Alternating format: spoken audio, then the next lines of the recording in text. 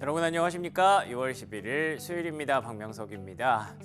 오늘 이제 내용 브리핑 준비를 하다가 문득 이런 생각이 들더라고요. 올해에 이렇게 좀 한가했던 적이 있었나? 그런 생각이 문득 들었는데 그만큼 최근에 시장의 이슈가 뭐 이렇다 할 이슈가 딱히 보이지 않습니다. 그냥 조용조용하게 흘러가고 있는 듯한 느낌이고요. 근데 그 안에서 지수는 계속 조금씩 올라갑니다. 뭐 강력하지는 않습니다만 그래도 계속 저점과 고점을 조금씩 높여가고 있는 사상 최고치에 조심스럽게 도전하고 있는 그런 뉴욕 증시인데요.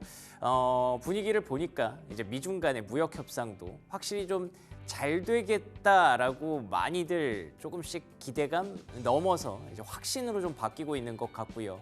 이 외에도 뭐 멕시코와의 철강 이슈라든지 여러 가지 이슈들이 점점 뭔가 시장의 우호적인 방향으로 확실히 좀 바뀌고 있는 듯한 느낌이더라고요.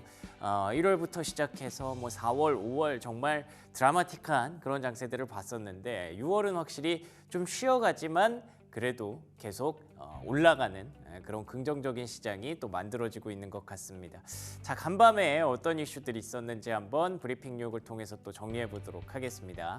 자, 3대 지수 마감 상황입니다. 모두 빨간불이죠. 다우지수 0.25%, 나스닥 지수 0.6% 상승했습니다. 그리고 S&P 500 지수 역시 0.55%, 뭐 3대 지수 일제히 고른 상승세 보였다고 봐야 될 것 같고요. 말씀드린 대로 뭐 나쁠 게 없습니다. 뭐 그렇게 강력하지는 않습니다만 그래도 사상 최고가까지 이제 성큼 한 걸음 한 걸음씩 내딛고 있는 그림이고요. 그냥 조용한 게 제일 좋은 것 같아요. 트럼프 대통령이 뭔가 굳이 얘기를 하지 않으면 결국 증시는 뭐 나쁘지 않다라는 그 공식도 통해 들어가고 있는 것 같고요. 테슬라가 또 5.6% 급등했습니다. 뭐 아시죠? 어제 이거 하트 하나 딱 보내면서 테슬라의 주가가 조금씩 올라왔는데 오늘은 뭐 거의 지난 목요일에 그 악몽 같았던 급락을 거의 다 돌려냈다라고 보시면 될 것 같습니다. 테슬라는 뭐 얘기할 게 없어요. 분석할 것도 없고 그냥 트럼프랑 머스크가 잘 지내면 올라가고 싸우면 떨어집니다. 다시 하트까지 올렸는데 뭐 다시 또 떨어질 일은 없겠죠. 생각해보면 좀 그래요. 이 싸움이 벌어지고 나서 막 목표가 낮췄던 그런 월가의 그 IB들이 많았거든요. 근데 되게 머쓱해진 거죠. 일주일 사이에 이렇게 화해할 줄은 몰랐을 테니까. 뭐 화해를 완벽하게 한 건 아니지만 그래도 최악은 지나갔다라고 보는 관점인 것 같습니다. 엔비디아도 0.9% 올랐고요. 애플까지도 1.6% 상승했습니다. WWDC 정말 뭐 실망 가득했던 그런 행사였지만 그래도 그런 실망감을 보여줬는데도 1%밖에 빠지지 않았다는 건 애플이 최악의 순간을 지나가고 있다라고 해석하는 쪽도 있더라고요. 그래서 다시 애플이 시가총액 1위 탈환을 위해서 조금씩 한 걸음씩 내디딜 수 있을지 한번 기대해 보도록 하겠습니다. 자, 그러면 세 가지 체크 포인트 역시나 가장 관심이 주목되고 있는 건 미중 무역 협상입니다. 월요일부터 시작이 됐고요. 화요일까지 지나간 거죠, 이제. 근데 러트닉 상무장관이 거기 그 런던에 베센트 재무장관이랑 같이 갔잖아요. 근데 이런 얘기를 했네요. 일단 뭐 talks going well, 아주 잘 되고 있다라는 얘기를 하면서 오늘 저녁 런던 기준으로 화요일 저녁에 협상이 끝나기를 바란다라고 얘기를 했는데 아직까지 뭐 소식이 전해진 건 없습니다. 그래서 여기서 같이 덧붙였던 게 어쩌면 수요일까지 진행될 수도 있지만 오늘 저녁에 끝났으면 좋겠다, 끝나기를 바란다라고 얘기했거든요. 그 멘트 하나만으로 얘기가 잘 되고 있구나라는 생각이 들기는 합니다만 또 반대로 월요일, 화요일, 수요일까지 이어진다는 건 뭔가 조금 안 붙는 부분도 있기는 한가 보다라고 생각은 하는데 그래도 제가 오프닝에서 말씀드린 것처럼 이 미중 간의 대화가 좀 잘 되고 있다 쪽으로 많이들 해석하고 있다고 말씀드렸잖아요. 다음 장 넘겨주시면 중국도 미국 못지않게 굉장히 원하고 있기 때문인 것 같습니다. 일단 그 중국에서 히토류 제재를 걸렀던 게 예상보다 타격이 좀 컸잖아요. 글로벌 경기에 미치는 타격이. 지난주에 이제 자동차 업체들이 갑자기 그걸로 인해서 막 생산이 중단되고 이런 영향을 보고 나서 이제 미국이 급격하게 중국에 먼저 전화를 해서 지금 이렇게 런던에서 협상이 이루어지고 있는 그런 과정으로 우리가 알고 있잖아요. 뭐 정확하게는 누가 먼저 했는지는 알 수 없지만 어쨌든 자동차에 대해서 그래서 중국이 좀 풀어줬던 게 시진핑 주석과 트럼프 대통령의 통화에서 그걸 풀어줬던 게 한시름 덜었다라는 내용이었고, 이번 주에는 또 방산주가 오늘 또 많이 빠졌거든요. 라인메탈, 독일의 라인메탈뿐만 아니라 미국에서도 방산 기업들이 많이 하락했는데 거기도 히토류가 되게 많이 들어간다고 하더라고요. 히토류가 진짜 뭐 전 세계의 어떤 제조업체에 미치는 영향들이 작지 않다는 걸 점점 더 보여주고 있는 상황입니다. 그래서 전 세계적으로 중국이 히토류를 이렇게 규제하는 것 자체가 굉장히 좀 타격이 있을 수밖에 없는 상황인데다가 요즘 점점 이런 얘기 많이 나오고 있잖아요. 중국에서 전기차 가격을 계속 내리고 있는데도 불구하고 지금 뭐 줄도산 우려까지 제기될 정도로, 그러니까 중국에서 이제 전기차 산업을 국가 산업으로, 경쟁 산업으로 육성하려고 지난해까지 보조금을 엄청나게 몰아줬는데, 근데 그게 많이 좀 올라왔다고 판단을 한 건지 아니면 중국 내부적인 사정이 굉장히 안 좋아져서 그런 건지 점점 줄이고 있는 구간이잖아요. 그래서 이제 비아디 같은 기업들이 가격 인하 정책을 불가피하게 쓰고 있는 건데, 그러다 보니까 갚아야 될 돈이 점점 늘어나고 빚도 계속 충당이 안 되고 이런 그 연쇄작용들이 생기고 있다고 하더라고요. 그래서 미국도 그렇고 미국 외에 뭐 유럽을 비롯해서 히토류 산업이 꼭 필요한 기업들도 그렇고 중국마저도 지금 원하고 있기 때문에 서로의 카드가 좀 대체적인 부분에서는 맞는 것 같아요. 그래서 얘기가 잘 되고 있다라고 러트닉이 또 표현을 한 것 같고, 근데 세부적으로 뭔가 좀 조율해야 되는 부분들이 있다 보니까 오늘 저녁 혹은 내일까지 좀 시간을 두고 봐야 되는 그런 상황인 것 같아서 좋게 일단 시장은 받아들이고 있는 것 같습니다. 다음 장 넘겨주시면, 그러면 그 세부적인 내용들을 떠나서 어쨌든 50대 50으로 서로 만족하는 협상은 사실 잘 없을 거잖아요. 그래서 미국이 원하는 바를 중국이 어느 정도까지 수용을 할 것이냐를 놓고 지금 시장에서 두 가지가 좀 궁금하다고 하더라고요. 첫 번째는 중국 증시의 랠리 여부입니다. 만약에 협상이 타결됐을 때 뭐 둘 다 얻어가는 게 있겠지만 중국 증시의 랠리가 나타나느냐 안 나타나느냐가 굉장히 중요한 부분이라고 하는데, 그러니까 이게 그 트럼프 대통령이 뭐 해방의 날이었나요? 그러면서 이제 상호 관세 부과하면서 이 판 꺼낸 날, 그날 이후로 중국 증시가 생각보다 크게 오르지 못했답니다. 그래서 미국과 중국 간의 대립은 그 이후에도 지속되다 보니까 중국에서는 상승세가 좀 약했던 건데, 그런 부분들이 조금 해소가 되는지가 중국 증시의 랠리 여부를 보고 좀 판단할 수 있다라는 거고요. 그래서 2차 협상에서 끝나는지 아니면 3차, 4차까지 계속 이어져야 되는지, 중국 증시가 좀 약하면 아직까지 서로가 원하는 걸 확실하게 끝내지는 않았구나 쪽으로 가는 것 같고, 중국 증시가 강하게 올라오기 시작하면 이제 관세와 관련해서 협상이 많이 진척이 됐구나, 우리가 걱정하지 않아도 되는구나라고 판단해도 된다는 분석이고요. 두 번째로는 위안화의 움직임인데, 지금 계속 이런 얘기가 있잖아요. 미국이 달러 약세를 인위적으로 좀 만들고 있다. 중국의 위안화 약세로 인해서 달러 강세, 그리고 중국이 벌어가는 돈이 많다, 이런 것들을 좀 제재하기 위해서, 그리고 미국의 채권 시장 관리를 위해서 일부러 달러 약세를 만들고 있다라는 얘기가 있는데, 실제로 그래서 위안화가 강세로 다시 올라가는지 이런 것들을 우리가 잘 봐야 거기서 중국이 좀 더 양보를 했구나 혹은 미국이 좀 더 양보를 했구나, 이런 것도 판단이 가능하다고 하네요. 자, 이래서 뭐 미중 간의 이야기들이 계속 곳곳에서 나오고 있고, 뭐 정리해 볼 만한 내용들 한번 체크해 드렸습니다. 자, 그리고 두 번째 체크 포인트로는요, 세계은행에서 올해 경제 성장률 전망치를 2.3%까지 하향을 했습니다. 뭐 그렇게 놀라운 일 아니죠. OECD도 그렇고 뭐 전 세계적으로 지금 관세 우려로 인해서 전망치를 계속 낮추고 있는 구간들이 와 있었으니까요. 근데 이거는 2년 만에 기록이 나오는 거라서, 그래서 이번에 또 뉴스가 됐다 정도로 보시면 될 것 같고요. 다음 장 넘겨주시면, 웰스파고에서도 올해엔 소비자 심리, 소비자 경기가 많이 좋지 않을 것 같다라고 전망을 했습니다.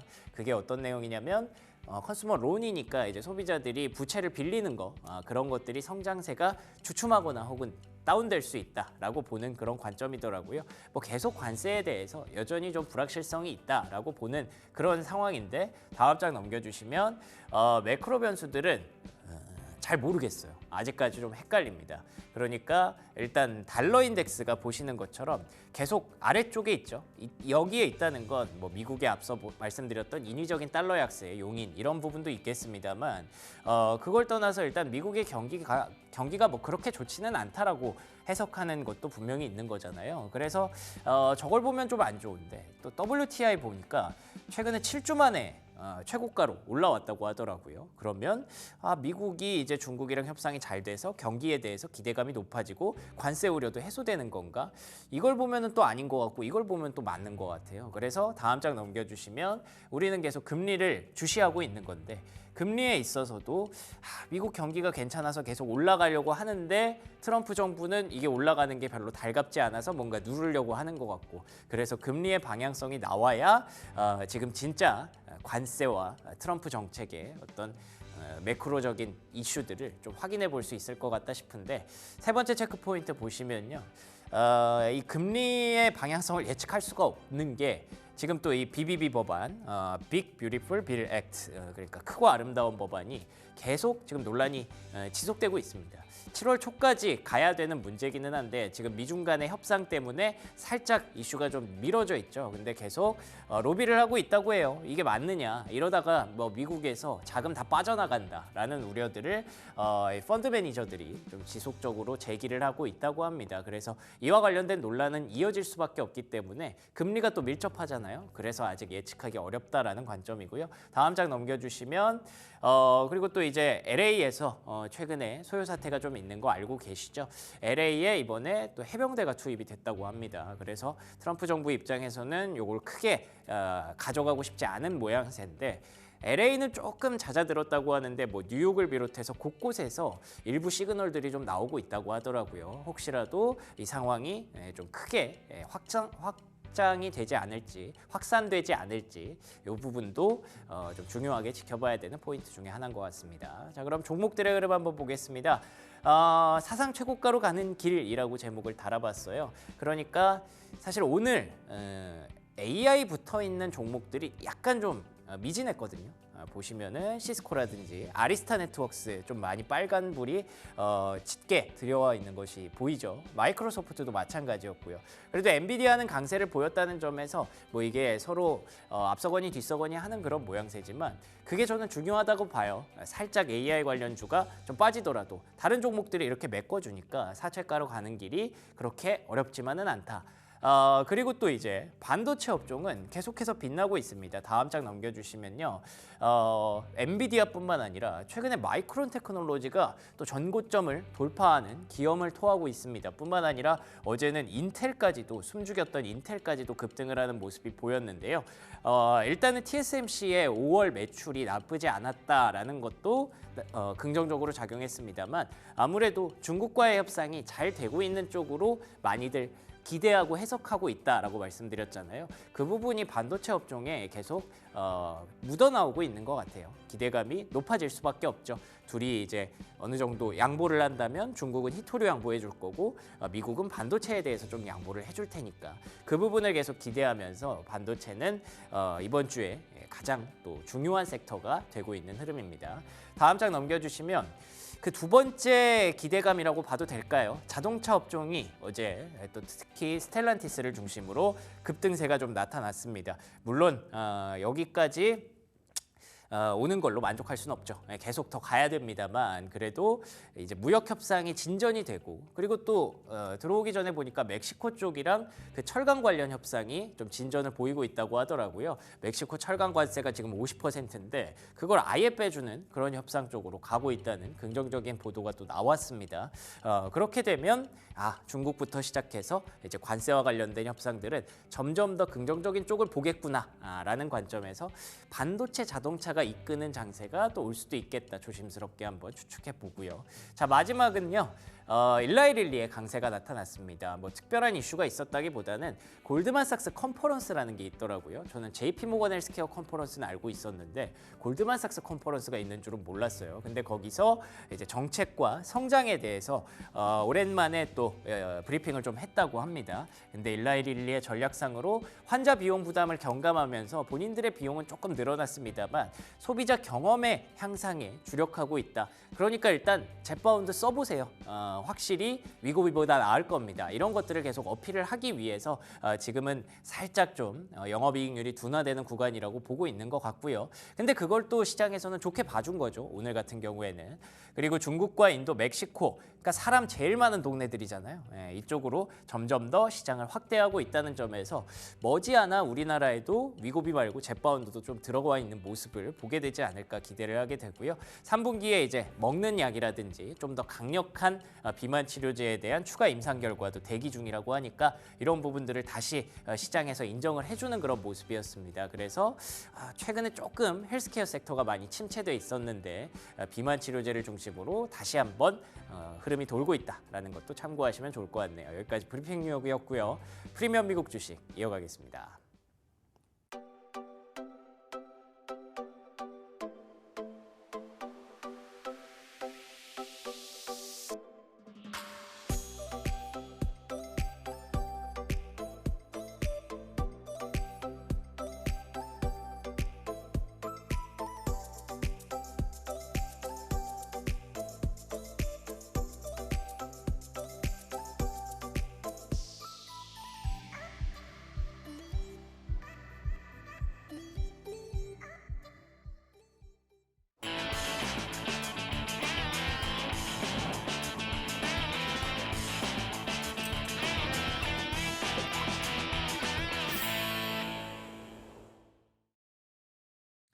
프리미엄 미국 주식 들어왔습니다. 오늘 함께하는 분은 독립리서치 P&J 손창현 팀장 나오셨습니다. 안녕하십니까? 네, 안녕하십니까? 네, 반갑습니다.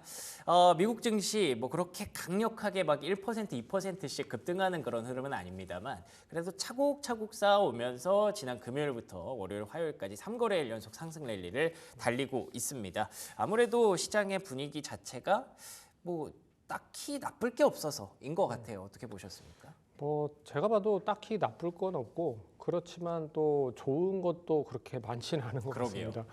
근데 이 시장 뭐 억눌렸었던 악재가 조금씩 해소가 되는 기미가 좀 보이고 있어서 그나마 시장 뭐 이 다우존스 단기적인 고점 한 43,000포인트 이번 주에 좀 돌파할 가능성이 높을 것 같고요. 나스닥은 이미 좀 돌파를 한 것 같아요. 이 기동안에 좀 19,000포인트를 좀 돌파하는지에 대한 여부, 19,500이죠. 이 돌파해서 19,700까지 상승을 했기 때문에 제가 봤을 때는 이제 뭐 앞선 고점이 2만 포인트 정도 선이잖아요. 그렇기 때문에 뭐 여기 또 다시 이제 고점을 갱신할 수 있는 기반을 만들 수 있는 시점이 다가온 게 아닌가라고 좀 봐야 될 것 같고, 그리고 이제 오늘 뭐 많이 올라간 종목들을 보더라도 뭐 테슬라나 엔비디아, 특히나 뭐 엔비디아 쪽 관련된 반도체 기업들의 상승이 여전히 좀 증가가 되고 있다라는 것 자체는 시장을 이제 부양을 할 수 있는 조건들이 하나둘씩 해소가 되고 있다라고도 볼 수 있기 때문에 제가 봤을 때는 시장 뭐 이 관세에 대한 최악은 좀 벗어나고 있는 단계가 아닌가라고 살펴봐야 될 것 같습니다. 알겠습니다.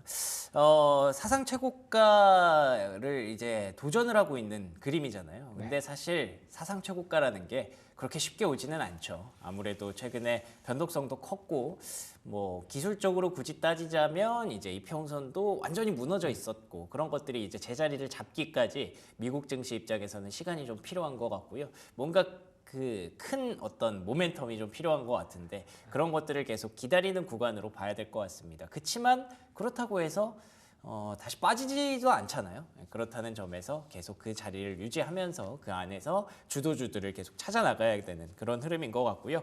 반도체 얘기를 해주셨는데 간밤에 TSMC의 5월 매출이 나쁘지 않았다라는 얘기가 있었어요. 뭐 TSMC의 주가가 막 강했던 건 아니지만 그래도 이것도 긍정적으로 영향을 줬겠죠.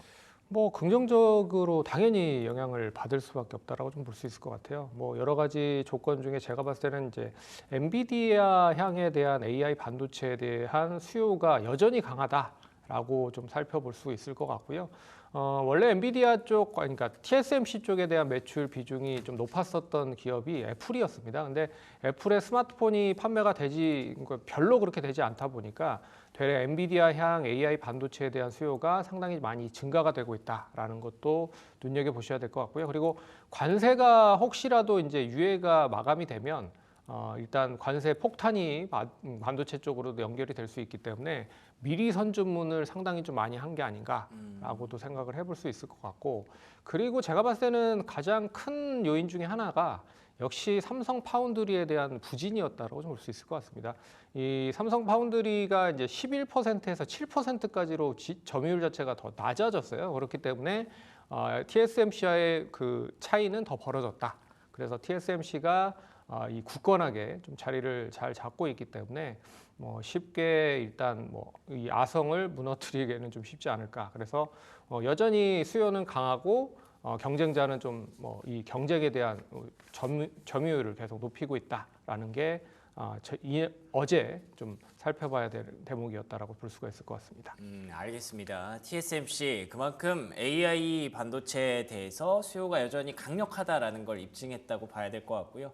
뭐 관세 때문에 조금 미리 주문을 했다라는 얘기도 있습니다만 사실 5월부터는 관세가 어느 정도 좀 들어가 있었기 때문에 그럼에도 불구하고라고 해석하는 게 좀 낫지 않을까 싶습니다. 그래서 TSMC의 주가도 2% 넘게 올랐고요. 이외에 마이크론 테크놀로지, 인텔까지 쫙 끌고 가는 그런 흐름들이 나타났다는 점에서 시장에서 반도체주를 다시 또 재조명을 계속 하게 됩니다. 자, 그리고 이번 주가 원래 그 물가 지표들이 발표되는 주간인데 그 전에 일단 뭐 소규모 지표들이 조금씩 나오고 있어서 간단하게 한번 체크를 해보면요.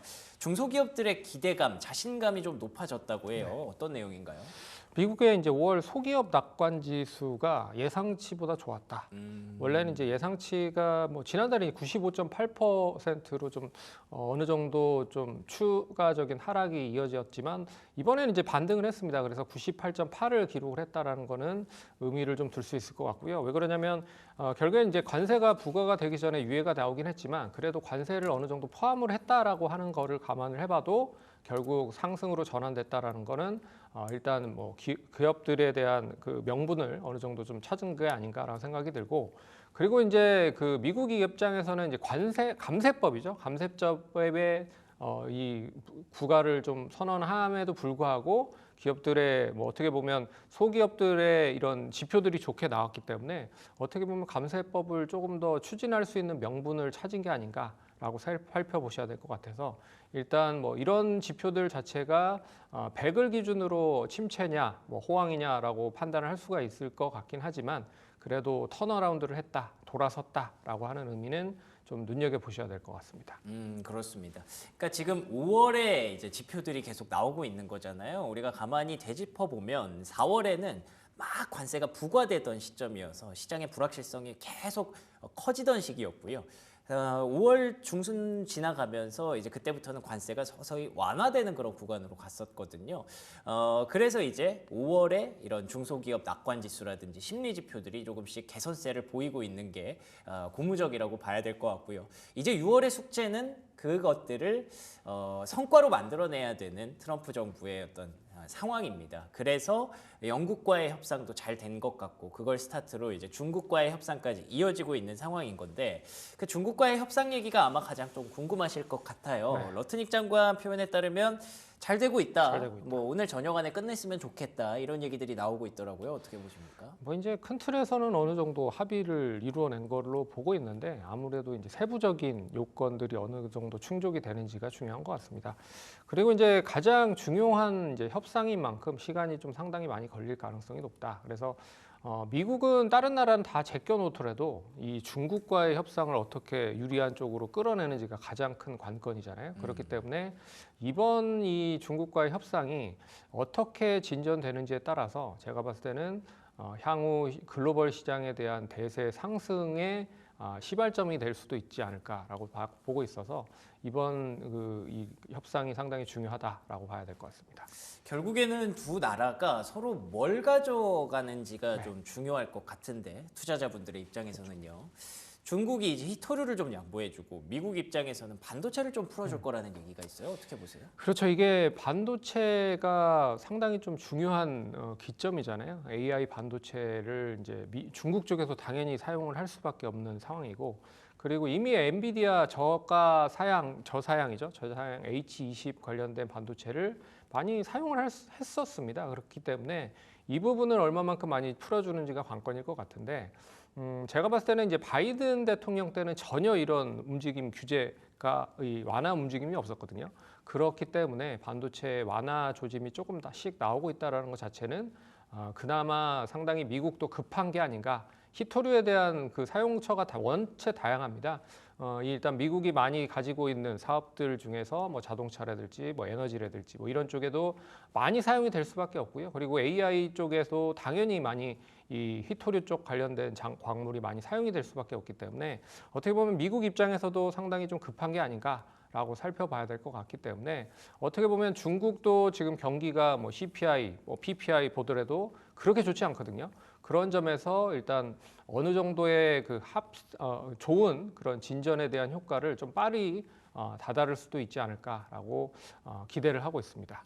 알겠습니다. 그러면 아마도 미중 무역 협상 결과가 나오는 과정에서 반도체 랠리가 좀 더 지속될 수 있겠다 쪽으로 해석을 할 수 있을 것 같고요.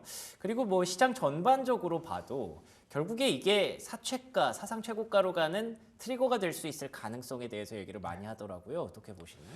뭐 제가 봐도 이게 가장 큰 관건은 역시 관세였잖아요. 그래서 이게 해소가 되면 결국에는 시장 당연히 이제 악재라는 악재는 다 해소가 되기 때문에 뭐 단기적인 랠리가 좀 이어질 가능성이 높다. 여기에 이제 하반기에 금리에 대한 뭐 인하 기대감이 조금 더 시장에 반영이 된다고 하면 먼저 주가에 선반영이 되면서 상승을 할 수 있을 가능성이 높다라고 보고 있기 때문에 제가 봤을 때는 이 관세에 대한 부분, 그러니까 또 중국과의 관세가 어느 정도 마무리가 잘 되면 일본이라든지 유럽, 우리나라도 일사천리로 좀 잘 진행이 될 가능성이 높기 때문에 제가 볼 때는 중요한 그런 기로다라고 보셔야 될 것 같습니다. 알겠습니다. S&P 500의 사상 최고가 이번 주 안에 볼 수 있을지 모르겠어요. 뭐 중국과의 협상이 정말 잘 마무리가 되고 그리고 이제 물가라는 장벽을 좀 넘어야 돼서 아직까지는 조금 애매하긴 합니다만 그래도 머지않아 볼 수 있기를 기대해 보면서 그 안에서 중심이 지금 반도체가 되고 있음을 이번 주에 좀 우리가 보고 있는 그런 상황입니다. 자, 그리고 이 외의 종목들 한번 간단히 살펴볼게요. 일단 애플이 WWDC 행사를 가졌는데 실망했다는 표현이 좀 많습니다. 근데 그럼에도 불구하고 간밤에 한 1% 넘게 좀 올랐어요. 혹시 투자 심리상으로 최악을 지나가고 있다라고 이렇게 봐도 될까요? 어떻게 보세요? 뭐 제가 봤을 때는 지난번에도 얘기해드렸듯이 가장 핵심은 인텔리전스에 대한 이제 확장성이라고 좀 볼 수 있을 것 같은데, AI. 그렇죠, AI. 근데 이게 전혀 뭐 일단 뭐 기대를 못 채우고 있는 상황인 것 같아요. 이번에 발표했었던 것도 보시면 이제 LLM 서비스를 보시면 기존의 갤럭시 S25에서 탑재되어 있었던 서비스가 그대로 사용이 된다라고 좀 보고 있고 혁신적인 그런 뭐 서비스는 전혀 좀 진행이 되고 있지 않다라고 보고 있어도 좀 실망 매물이 나왔다라고 좀 볼 수 있지만 그래도 일단 최악은 좀 지나고 있다라고 하는 부분은 트럼프 일기 때는 결국에는 애플의 그 중국 스마트폰에 대한 관세가 일단 뭐 제한됐었거든요. 이게 이제 밸류체인 쪽으로 인도라든지 미국 쪽으로 전환이 돼야 되는 그런 뭐 부분들이 있는데 이게 제가 봤을 때는 어느 정도 시점에서 중국과의 협상이 원활하게 좀 진행이 된다라고 하면 이것도 제한이 그러니까 해제가 될 가능성이 높다라고 좀 볼 수 있거든요. 그렇기 때문에 상당히 애플이 이제 미중 관세 협상에 있어서 일단 피해를 많이 보고 있는 게 아닌가라고 생각을 해볼 수 있을 것 같고 그나마 좀 기대를 해볼 수 있는 건 뭐냐면 이 유리 관련된 그런 UI 관련된 부분 그 부분들이 좀 핵심적이었었던 것 같습니다. 그래서 유리로 만든 글라스 UI 그리고 이걸 바탕으로 다양한 이제 스마트폰이라든지 비전 프로라든지 그리고 VR, AR 쪽에 탑재를 해서 다양한 플랫폼을 만들겠다라고 하는 의지가 좀 보이고 있기 때문에 이게 뭐 제가 봤을 때는 얼마만큼 시장에 반영이 될지는 모르겠지만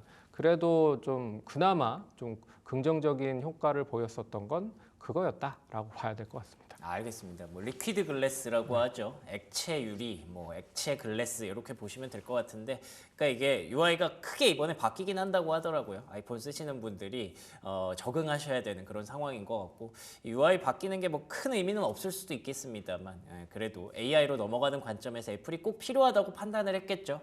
이런 부분들 조금 좋게 한번 해석을 해보시는 것도 나쁘지 않을 것 같네요. 혹시 테슬라에 대해서 간단하게 얘기해 볼까요? 일단 12일 로보택시 출시가 예정이 되어 있고, 최근에 일론 머스크와 도널드 트럼프의 분위기가 많이 좋아졌어요. 그래서 테슬라가 많이 올라왔는데 앞으로는 어떨지 좀 궁금합니다. 뭐 제가 봤을 때는 이제 지난번에도 잠깐 얘기해드렸지만 로보택시가 이제 전기차 캐즘을 완전하게 없앨 수 있지는 못할 거다. 그렇겠죠. 그냥 그 기대감으로 상승을 할 수 있는 요건은 충분히 되는데 이걸 좀 끌어가기 위해서는 결국은 로보택시가 얼마만큼 이제 수익성을 내는지가 중요할 것 같거든요. 근데 올해보다는 내년에 수익성을 볼 가능성이 높을 것 같아요.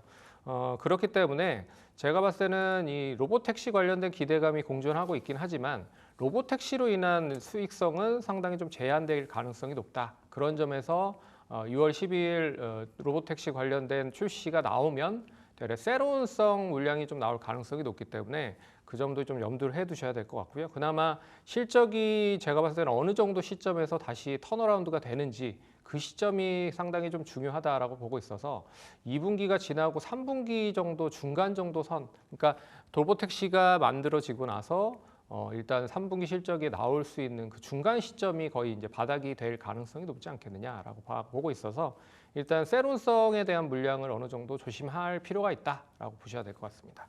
알겠습니다. 뭐 이제 두 사람 간의 어떤 관계나 이런 거는 뭐 크게 신경 안 써도 되겠죠. 제가 봤을 때는 누가 더 손해를 많이 볼까라고 생각을 해보면 결국엔 머스크가 손해를 많이 볼 수밖에 없다라고 좀 보고 있어요. 네. 그렇기 때문에 머스크가 어떻게 보면 바보가 아닌 이상 이거를 제가 봤을 때는 최악으로 끌고 가지는 않을 거다라고 보고 있어서 좀 그래도 그 불안하게 가지고 심리를 가지고 계셨던 분들은 좀 안정적으로 생각을 하셔도 되지 않을까 그렇게 봐야 될 것 같습니다. 알겠습니다. 뭐 일각에서는 그런 얘기도 있더라고요. 일론 머스크식 또 어떤 문제 해결 방법이었을 수도 있다. 되게 크게 소란을 만들어서 이렇게 오히려 주목을 받고 뭐 이렇게 하는 거였을 수도 있다라고 얘기를 하는데 모르겠습니다. 어쨌든 더 이상 소동이 안 일어난다면 테슬라 주가에도 크게 문제는 안 되지 않을까 싶어요. 자, 마지막으로 오늘장 준비하시는 분들에게 오늘장 투자 포인트 한번 짚어드릴 수 있을까요? 뭐 제가 봤을 때 이제 관세에 대한 최악은 벗어났다. 그래서 중국에 대한 관세 협상이 어느 정도 진전된 그런 효과를 보이는지가 중요할 것 같고요.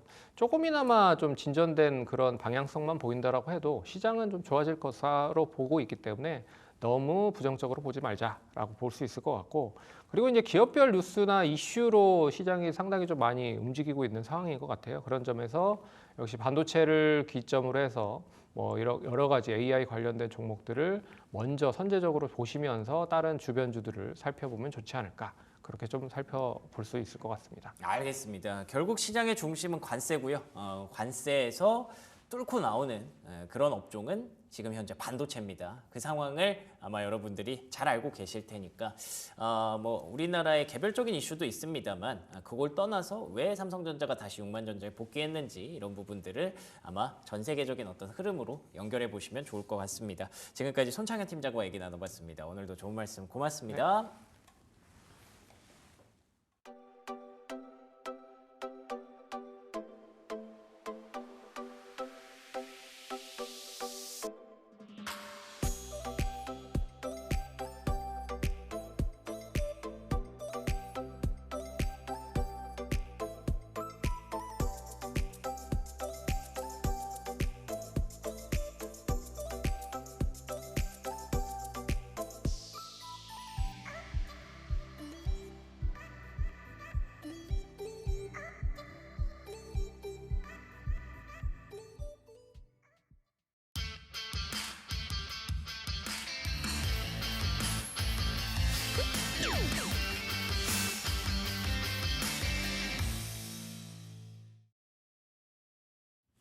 글로벌 이슈 플러스 들어왔습니다. S&P 500은 뭐 천천히 개거람 장세가 좀 지속되고 있습니다만 그래도 좀 긍정적으로 고점을 계속 높이고 있다라는 배경 어쩌면 가상화폐 시장에서 찾을 수도 있을 것 같습니다.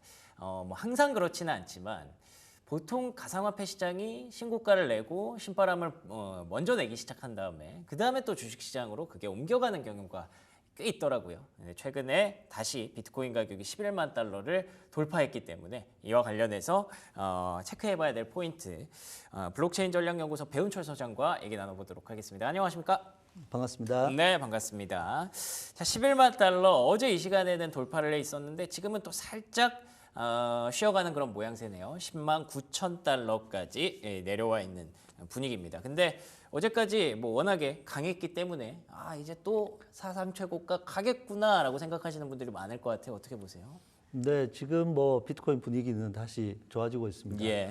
지난 5월 22일 10만 2천 달러 돌파 이후에 일시 이제 조정하는 국면을 보였는데 지난 9일 이후에 11만 달러를 돌파하고 사실 오늘 아침도 10만 9천과 11만 달러를 계속 왔다 갔다 하고 있는 상황들입니다.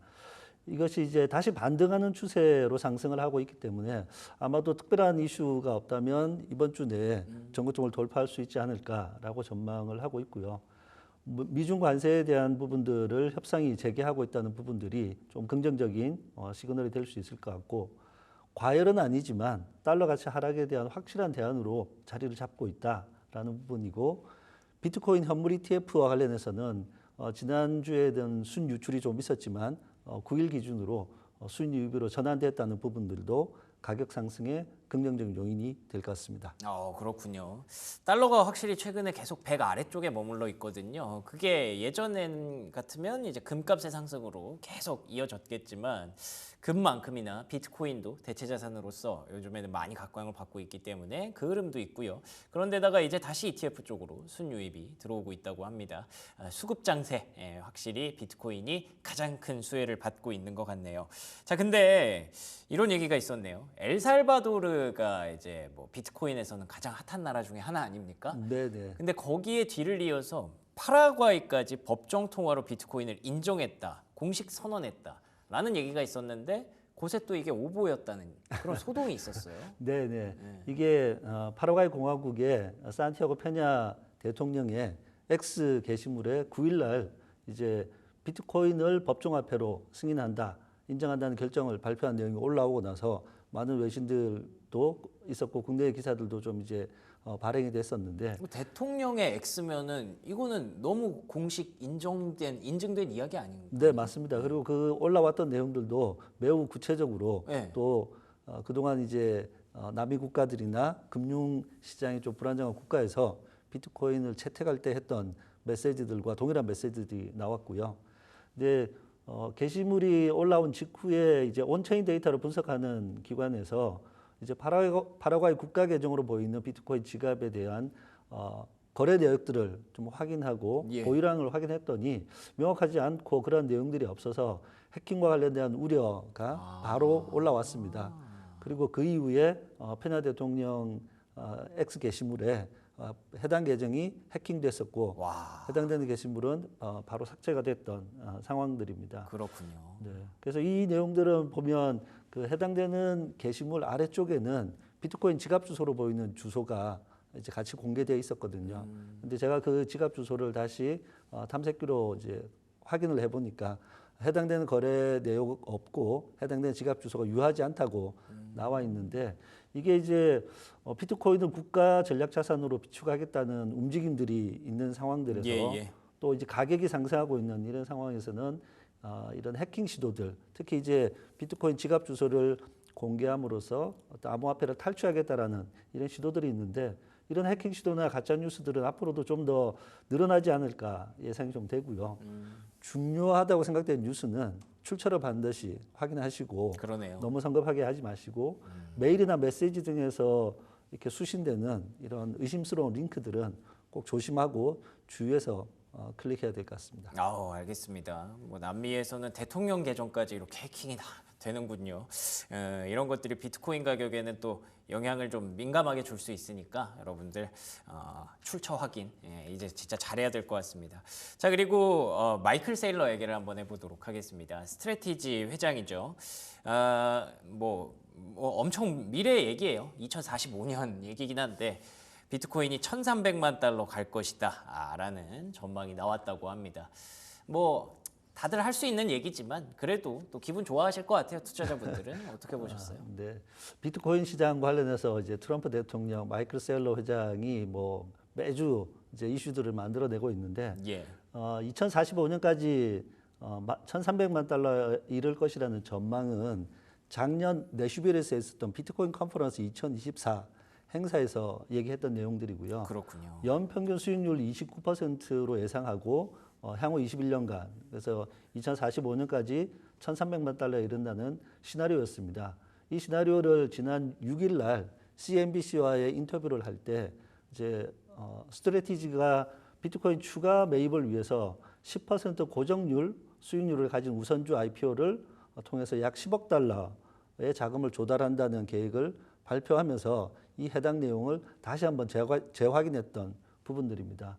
그래서 비트코인의 연평균 수익률을 마이클 셀러 얘기는 스트래티지가 매수하면서부터 연간 47% 상승을 했었고 매그니피센트 7과 비교했을 때는 2배, S&P와 비교했을 때는 4배, 부동산과 비교했을 때는 8배의 성과를 냈었다. 그렇기 때문에 뭐 29%라고 예상했던 부분들을 이번 인터뷰에서는 약 30%로 조정해도 충분히 가능하다라고 얘기했던 부분들인데 또 주요 암호화폐 거래소에서 보유하고 있는 비트코인 유통 물량이 7년 만에 최저 수준을 보이고 있습니다. 이런 부분으로 비트코인의 유통량이 점점 줄어들고 있다는 부분들도 이러한 전망에 대해서 힘을 실어주고 있습니다. 그렇군요. 뭐 아직 먼 얘기니까 그냥 이런 얘기가 있다 정도로만 이해하시면 될 것 같고요. 혹시라도 근데 그 사이에 뭐 양자 컴퓨터가 발명이 되어서 계속 이제 대중화가 되어서 비트코인의 지위를 위협할 수 있다라는 주장에 대해서는 좀 어떻게 보세요? 네, 이 주장은 이제 블랙록이 양자 컴퓨터가 발전하면 비트코인의 보안, 암호화 부분들의 위협이 될 수 있다라는 내용들이 있었고요. 이제 마이클 셀러 회장뿐만 아니라 비트코인 기술 커뮤니티에서는 이 비트코인 프로토콜이 양자 내성을 가진 암호 프로토콜로 소프트웨어 업그레이드를 실시할 것이라고 전망하고 있습니다. 현재 많은 전문가들이 향후 5년, 2030년까지는 양자 컴퓨터가 비트코인의 보안을 위협하기는 좀 어려울 것이다라고 전망을 하고 있고요. 마이클 셀러는 이 내용과 관련해서는 양자 컴퓨팅 관련 코인을 팔기 위한 마케팅 수단이다라고 얘기를 했었고 실제 혹시라도 이제 양자 컴퓨팅 관련해서 이런 알트코인들 추천이 있다라고 하면 매우 꼼꼼하게 살펴봐야 하겠습니다. 알겠습니다. 뭐 이런 다양한 얘기들이 지금 비트코인 시장에 뭐 올라오고 있습니다만 결국에는 지금 뭐 가잖아요, 계속 가격을 계속 높이면서 가고 있기 때문에 지금 너무 먼 미래의 일을 걱정할 때는 아닌 것 같고요. 지금 상황에서 조금 얘기를 좀 더 진단해 보도록 하면. 금 가격과 비트코인 가격에 대해서 또 여러 가지 얘기가 있다고 하네요. 최근에는 사실 그 둘 다 나쁘지 않아요. 둘 다 잘 가고 있는 상황인데 어쨌든 이 관계가 조금 달라졌다. 이런 얘기가 있는데 어떻게 보십니까? 네, 그동안 이제 금과 비트코인의 디지털 금이냐에 대한 얘기들을 몇 번 했었는데 앞으로도 아마 뭐 여러 차례 나올 것 같은데 제가 기회가 되는 대로 좀 비교해서 말씀을 드리도록 하겠습니다. 이제 현금 가치 하락을 막기 위한 해지 수단으로 금과 비트코인이 계속해서 거론되고 있는 상황들이고요. 비트코인은 디지털 금으로서 실물 금의 시장을 계속해서 대체해 나가고 있습니다. 현재는 금의 시가총액의 약 10% 수준을 달성하고 있지만 그것이 실제 상승하고 있는 추세로 보면 빠르게 상승을 하고 있고요. 아크 인베스트먼트 같은 이런 비트코인 가격 전망을 하는 기관에서 항상 포함되는 시나리오가 금 시장의 몇 % 정도를 대체할 수 있을 것이냐라는 시나리오를 가지고 있는데 시장의 유동성과 관련해서 금과 비트코인은 어느 정도의 경쟁 관계가 있긴 하지만 항상 같이 고려되는 자산이라는 부분들이 매우 중요하고요. 모 증권사 연구원의 이제 전망에 따르면 이제 미국이 이제 금리를 내리기 위한 준비들을 하고 있는데 금리를 내리기 전에는 앞서서 안전자산으로 도피하면서 금이 각광을 받는데 이제 막상 실제 시장에 자금이 풀려서 유동성이 공급된다고 했을 경우에는 비트코인이 상대적으로 더 강세를 보일 것이라는 분석이 있습니다. 전통적으로는 더 안정적인 자산을 원하면 금에 투자하는 것이고 조금 더 변동성과 수익성을 고려하면 비트코인에 투자하는데 개인이든 기관이든 투자 성향의 어떤 이슈들이긴 한데 지금 모두 개인, 기업, 기관들 모두 비트코인 비중을 늘리고 있는 추세라는 것이 중요한 것 같습니다. 알겠습니다. 확실히 그 사이 어딘가에 있는 것 같아요. 증시와 금과 그 사이 어딘가 비트코인. 그래서 지금은 막 금을 확보할 만큼 엄청 안 좋은 시장도 아니다 보니까 딱 그 중간에 있는 비트코인의 선호도가 좀 더 높아지는 그런 구간인 것 같고 점점 더 이쪽으로 좀 가겠죠. 앞으로의 상황들 금리 인하까지 쭉 이어가 보도록 하겠습니다. 자, 그리고 리플 그러니까 XRP의 갈링하우스 CEO가 트럼프 대통령을 만날 수 있다라는 얘기들이 나오기 시작하면서 시장에서 비트코인보다 또 XRP에 대해서 기대를 하시는 분들이 늘어나고 있다고 해요. 어떻게 보십니까? 네, 이 뉴스도 제가 확인을 해보니까 바이낸스 관련된 뉴스에서는 트럼프와 브래드 갈링하우스가 미팅하기로 확정했다라고 올라오긴 했는데 미팅 날짜가 언제인지가 공개되어 있지 않고 만약 이게 이제 미팅 날짜가 확정됐으면 브래드 갈링하우스의 X 계정에 올라왔을 텐데 아직 그런 소식이 없는 걸로 봐서 조금 더 날짜 확정될 때까지 지켜봐야 될 것 같은데요. 네. 다만 이제 미팅이 진행되더라도 이제 XRP에 대한 어떤 전략적 활용 가능성이나 트럼프 정부의 정책 기조가 바뀔 거라고 보기는 좀 어려울 것 같고요. 다만 이제 얘기할 수 있는 안건은 한 두 가지 정도가 있는데 첫 번째는 아무래도 XRP가 미국의 전략적 비축 자산군에 포함될 것인가라는 부분들인데 이 부분은 지난 3월 2일 날 트럼프 대통령이 이제 비트코인, 이더리움 이외에 XRP, 솔라나, 카르다노로 포함하겠다라는 얘기가 있으면서 등장을 했었고 스테이블 코인 테더를 제외하면 실제 시가총액 3위 정도 위상을 가지고 있기 때문에 그런 고려는 충분히 가능하다. 그리고 두 번째 안건은 이런 위상들 때문에 XRP의 현물 ETF 승인에 대한 부분들이 논의되지 않을까라는 부분들이고 이렇게 될 경우에는 이제 XRP에 대한 뭐 유동성 공급이 되기 때문에 가격 상승에 기대를 해볼 수 있는데 5월 19일 날에는 CME 그룹에서 XRP 선물 ETF는 출시가 됐고요. 그다음에 프랭클린 템플턴에서 이제 승인하겠다고 요청했던 결정 사항은 6월 17일로 일단 결정이 연기되어 있는 상태입니다. 그리고 SEC는 이제 6월 16일까지 리플과의 합의 진행 상황들을 법원에 보고해야 되는 내용이 있기 때문에 XRP 관련되는 내용들은 6월 16일, 17일 이후의 상황과 이제 트럼프 대통령과의 미팅 상황들이 조금 주요한 이벤트가 될 수 있기 때문에 좀 지켜볼 만한 상황입니다. 알겠습니다. 단기적으로 XRP에 대해서 기대할 만한 포인트가 좀 있는 건 사실인데 그게 일정이 명확하지는 않아서 일단 좀 두고 봐야 된다는 그런 입장 주셨고요. 국내 얘기 마지막으로 한번 해보도록 하겠습니다. 생각보다 속전속결인 것 같아요. 이재명 대통령 당선 이후에 이쪽에서 뭐 인재 등용설도 많이 나오고 있고 거기다가 어제 보니까 디지털 자산 기본법 이런 것들이 발의가 됐다고 하더라고요. 최근의 분위기 어떤 상황인지 좀 정리해 주실 수 있을까요? 네, 뭐 가상자산 정책과 관련해서는 이제 크게 관심을 가지고 있는 요소 중에 하나인데 더불어민주당의 민병덕 의원이 계속해서 적극적으로 주도하는 디지털 자산 기본법이 어제 발의가 됐습니다. 예. 내용은 이제 뭐 얘기 한참 많이 나오는 스테이블 코인과 같은 자산 연동형 디지털 자산에 대해서 사전 인가제를 도입한다라는 내용이 포함되어 있고요. 투자자 보호와 관련해서는 자기 자본 요건 5억 원 이상 그리고 준비금 보유 그리고 도산 절연에 관련된 사항들이 포함되어 있습니다. 또 대통령 직속의 디지털 자산 위원회를 설치하고 국가 차원의 전략적 육성과 정책 조율을 담당한다는 내용인데 눈여겨볼 부분들은 민간 부분의 위원들을 3분의 2 이상 배치하겠다라고 해서 산업계의 목소리를 많이 듣겠다라는 부분들은 중요한 내용이니까 이러한 장점들을 많이 살려야 되겠고요. 디지털 자산 시장에 대한 글로벌 경쟁에 우리나라도 참여할 수 있는 제도적인 토대가 마련되는 법안으로 잘 통과되도록 기대하고 있습니다. 알겠습니다. 이거는 뭐 그러면은 뭐 안 좋은 것보다는 좋은 쪽으로 해석하는 게 지금 그럼요. 맞는 거죠? 네, 맞습니다. 예. 국내도 이제 규제와 제도에 대한 부분들이 명확하지 않은 부분들이 좀 이제 갖춰지는 부분들인데 다만 이제 새로운 디지털 자산 시장에 도전할 수 있는 스타트업이나 예. 새로운 아이디어들을 수용할 수 있는 그 포용성을 조금 더 열어주는 부분들은 많이 계속 논의가 되고 있습니다. 알겠습니다. 뭐 그 방향에 대해서는 사실 뭐 여러 가지 이 갑론을박이 좀 있습니다. 지금 이게 맞느냐, 이런 쪽을 더 강화해야 되지 않느냐, 이런 얘기들 계속 나올 수는 있을 것 같은데 그런 얘기들을 뭐 민간에서 잘 청취를 해서 민간 인원들도 좀 들어간다고 하니까요. 그렇게 잘 만들어질 수 있는 디지털 자산 기본법 주춧돌이 되기를 바라봅니다.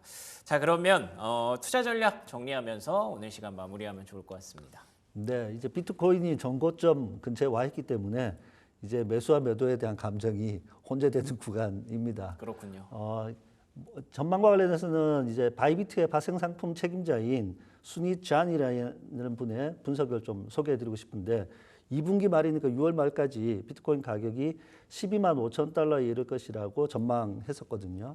이 전망에 대한 세 가지 이제 동인으로서는 첫 번째 거시경제의 구조적인 변화, 두 번째 기관 자금의 유입, 세 번째 규제 명확성인데 저는 이 첫 번째인 거시경제의 구조적 변화라는 부분들이 매우 중요한 동인이라고 보고 있습니다. 이제 비트코인이 국가 또 기관, 기업들이 전략적으로 투자하는 자산이라는 내러티브가 쌓여 있고 그다음에 관세 리스크들을 버텨오면서 전고점 돌파를 위해서 꾸준하게 추세를 이어왔던 부분 그리고 ETF를 통한 유동성 확장이나 금리 인하에 대한 기대 등으로 이 에너지들을 축적하고 있는 부분들이 있어서 이제 투자 포트폴리오에 비트코인이 없으신 분들은 좀 담아보는 것 좋은 시기이다. 그리고 또 가지고 있으신 분들은 뭐 계속해서 분할 매수하는 전략으로 가져갈 수 있는 그러한 타임이지 않을까. 그리고 이제 뭐 저도 전고점 돌파를 지켜보고 있습니다. 알겠습니다. 전고점 뭐 진짜 한 끝이에요. 비트코인 같은 경우에는 11만 달러 말씀하셨던 6월까지 만약에 12만 달러를 돌파하게 된다면 그건 이미 전고점 넘어 있는 상태니까 6월 이제 10일 지나갔거든요. 여전히 비트코인에 대해서는 상방 의견이 우세한 것으로 보입니다. 세 가지 근거 얘기해 주셨는데 거시적인 관점 그리고 기관 투자자들의 유입 그리고 규제에 대해서 점점 더 이렇게 가시화가 되고 구체화가 되는 이 상황 속에서 비트코인을 좀 놓치면 계속 아쉬운 그런 시기가 되지 않을까라고 조심스럽게 전망을 해봅니다. 자, 지금까지 블록체인 전략연구소 배운철 소장과 얘기 나눠봤습니다. 오늘도 좋은 말씀 고맙습니다. 고맙습니다.